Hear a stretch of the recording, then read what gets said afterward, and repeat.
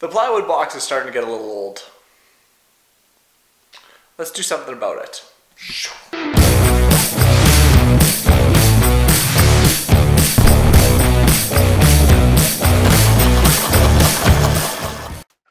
So after years of renovations and projects and all those fun things we've done, I've developed quite the collection of paint, and it's not as if it's full cans or really even half cans. Most of them are thirds of a can or maybe a quarter of a can, and it's starting to be a bit of a problem in terms of storage.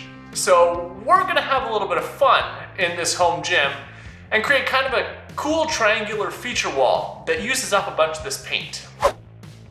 The first step in this process is to tape off all of our edges and our design. Now, I want our lines in between each of our colored triangles to be wood colored, which means taping before I hit the primer. Now, I'm not entirely sure how this is going to work. I typically tape off on drywall or tape off after primer, so I'm not really sure how much is going to leak underneath this tape, but my gut instinct says it'll be okay. We're going to trust it and go ahead. I'm not trying anything fancy with this design. All I require is that every single shape is a triangle. Doesn't matter what kind of triangle, just a triangle. Halfway through I ran out of the generic green painter's tape and had to switch over to the yellow frog tape. It's all I had in the same width, so we rolled with it.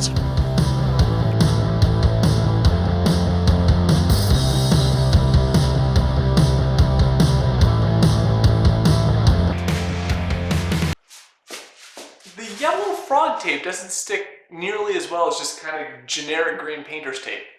I love the yellow frog tape and frog tape in general on drywall. It's killer for a nice crisp line. We're working on plywood here. We're not getting crisp lines, but that's okay. It's a home gym out in the garage. We don't need to worry about perfect paint jobs. Anyways, we are completely taped out. We've got our design up here. Time to turn this place white with primer.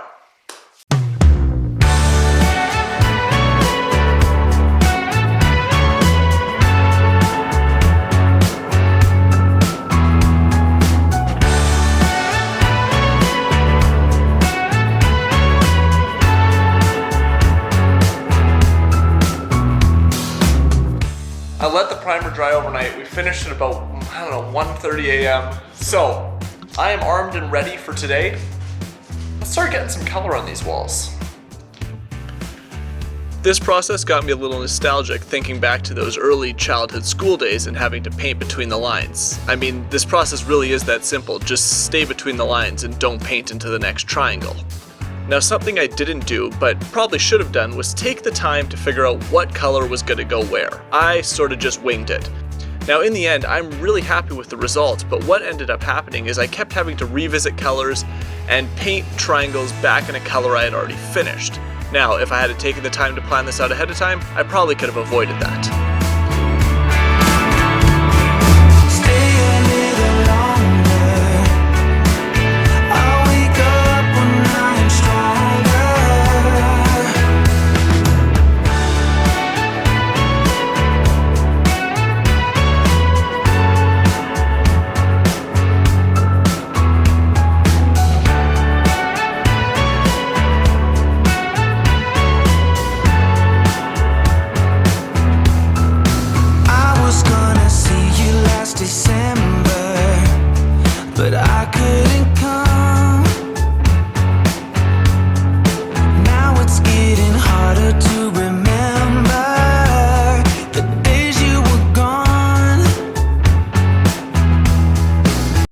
Done. It's time to peel this tape off. Now, I would have loved to have peeled this tape off when it was wet, and I always recommend people peel their painter's tape off when the paint is still wet, but I had to go around the rest of the room and still do the white, which meant I needed to leave the tape in place, so we'll see how this goes. I really have no idea what to expect. I've never taped on plywood before. Fingers crossed it looks okay.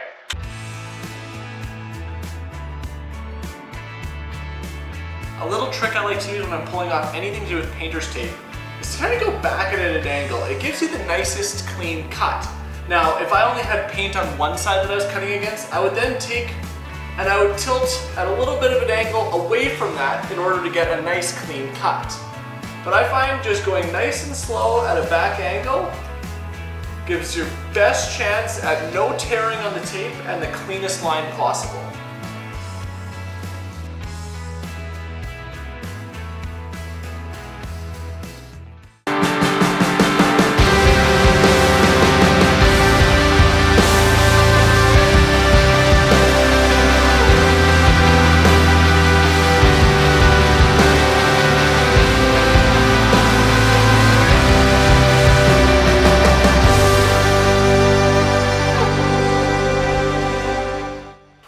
Overall, I'll give this project about an 8.5 out of 10 on plywood. I think it would turn out a lot better on drywall, or anything with a flatter surface than plywood. So we really wanted that look of the wood lines in between all of our triangles, but this meant putting the tape on before priming. And what ended up happening is we did get a little bit of primer leaking through when you come in close. But again, you have to come in pretty close. When you stand back, you don't see it at all. So that's why I give it about an 8.5 out of 10.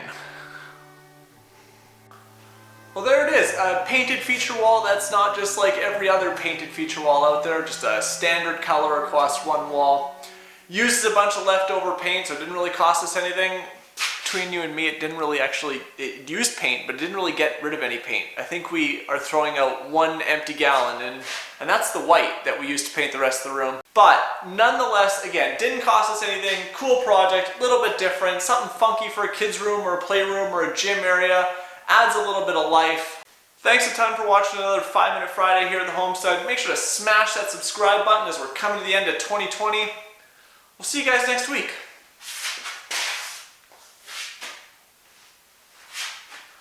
So one thing I do find kind of funny is where we had tape lines, you can still see some of the writing from the plywood.